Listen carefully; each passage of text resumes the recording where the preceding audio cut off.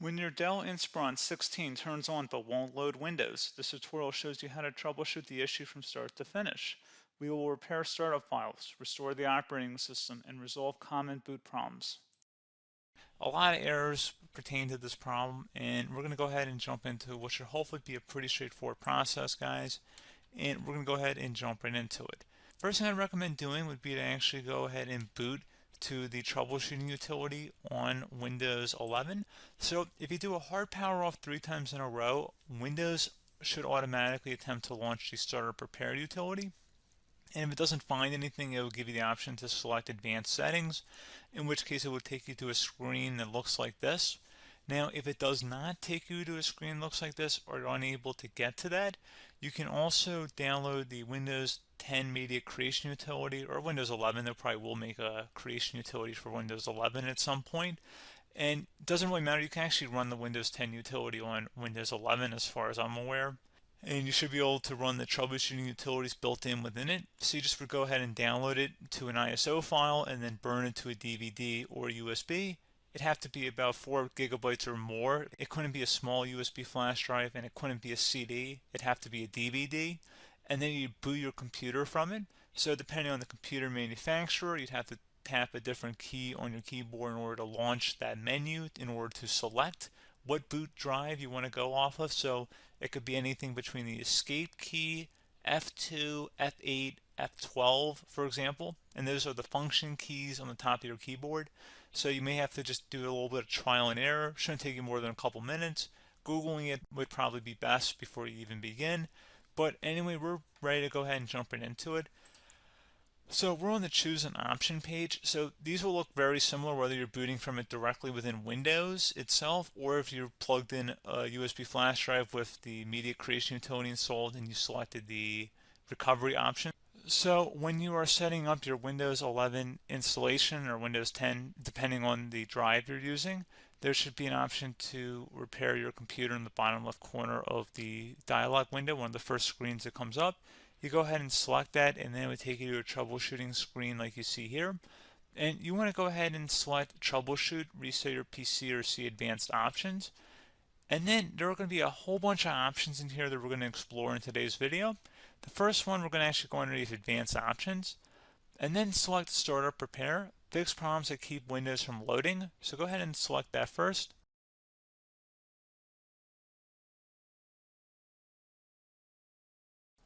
Okay, so you can see it could now repair our PC. That was our first option we could try. Something else, if we go back into advanced options here and then select troubleshoot, we're going to go underneath advanced options again. You can go ahead and actually access safe mode by selecting startup settings. And then if you select the restart button, you have the option on the screen select safe mode with networking, which will give you a key on the screen. It'll tell you which key to press to enter that. I believe it's the F7 key. It'll do that for you. I'm not going to go over that in today's tutorial because I don't really want to go into safe mode, but you're more than welcome to attempt that by going into here and then selecting restart. Again, it'll launch another screen. It'll say what key do you want to press, and it'll give you like 7 or 8 different options, and you want to select safe mode with networking.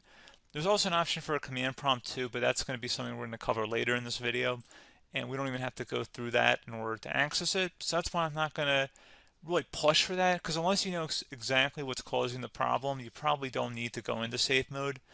Unless you're trying to recover files, in which case then you definitely can go into safe mode, but we're trying to actually recover our computer here. So I hope that makes sense. Something else we can also try here as well would be to uninstall updates, remove recently installed quality or feature updates from Windows. So if you go ahead and select that, you can uninstall the latest quality updates, which generally is the more day-to-day updates. Feature updates are the less regularly released ones, like the big ones. I would equate it to service packs in like Windows 7 and Windows Vista and Windows XP. So larger updates that occur once or twice a year at most. And the quality updates are more just a regular update. So probably obviously depend, it'll take longer if you're going to try and uninstall the latest feature update versus quality update. And maybe you don't need to go back that far. So just giving you guys a couple pointers with that. Something else you can also look at here, and we're going to jump into the command prompt in a little bit, but you can select System Restore, which will use a restore point recorded on your PC to restore Windows. And this is something I would highly recommend here, guys. So select next. Assuming you have a restore point saved on your computer, you go ahead and select the most recently created one, and you'll select next, and then you'll select the drive. You shouldn't actually have to select the drive. You can scan for affected programs, but we're going to keep it all default here, and then we're going to select finish. So once started, system restore cannot be interrupted. Do you want to continue? I think we're going to select yes. I don't think we have anything better to do on our computer right now, so just give it a moment here to initialize. It will take a couple minutes to run, obviously depending on how large your hard drive is and how much is saved on the system restore point. So just give it a couple minutes here.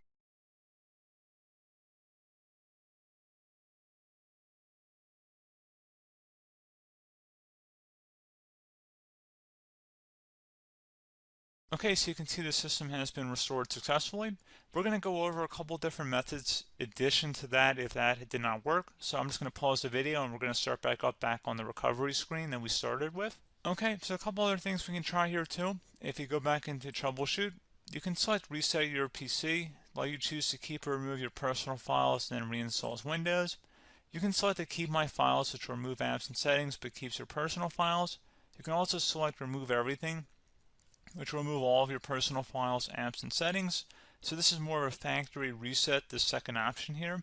First option, it should not delete all of your personal files. However, it will pretty much clear most of your programs. And keep in mind, there's no guarantee that your information, number one, is even still available and easily recoverable on your computer to the point that you actually would be able to recover anything. And the second point is that there's always a chance that it won't actually recover and it will just do a factory reset anyway. So there's no guarantee that actually would keep your files anyway. So I would recommend trying to get a recovery tool and backing that up first before selecting it anyway. But again, those are a couple of different options. And then something else you can try here if you go back to the choose an option. Another option, if you go underneath choose an option and select troubleshoot, advanced options, and now select where it says command prompt. Okay, so the first thing we should do is type our main hard drive here. In most cases, it should be the C drive. So you just do a C colon and then hit enter on your keyboard. So once you're underneath the C drive, we're going to type in dir and then hit enter on your keyboard. It should have program files, users, and Windows all in there. That's how you know you're in the right directory.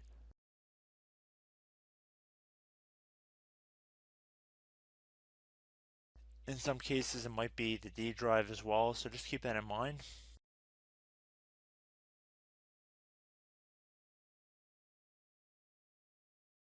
Next thing we're going to do is type in cd space / Windows / system 32 / config, and then you're going to hit enter on your keyboard.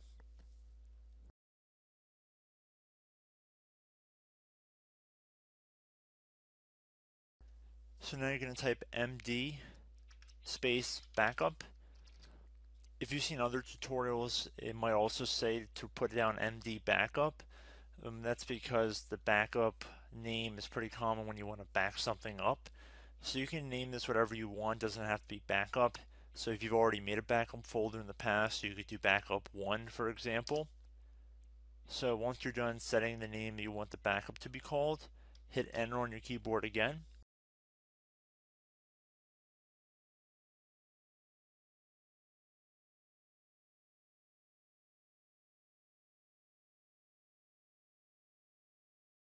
At this point you want to type copy, C-O-P-Y, space, then you want to do the star symbol above the 8 key, then do a period or a dot, whatever you want to call it, then another star sign, and then another space, and then type backup, and then hit enter on your keyboard.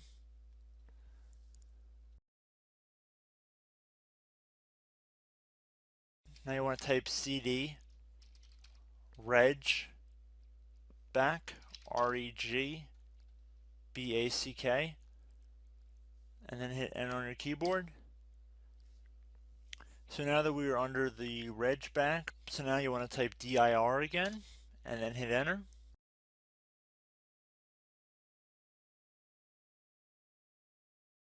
So now at this point we're going to type copy again. So copy, space, star sign, dot, another star sign, space, and then 2 dots. So we're going to type copy, space, star sign, dot, sign,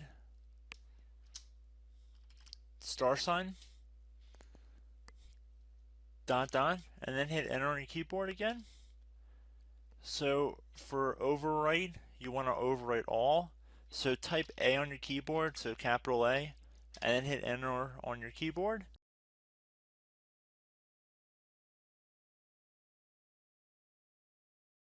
So at this point, you should be good to go. You can close out of the command prompt window.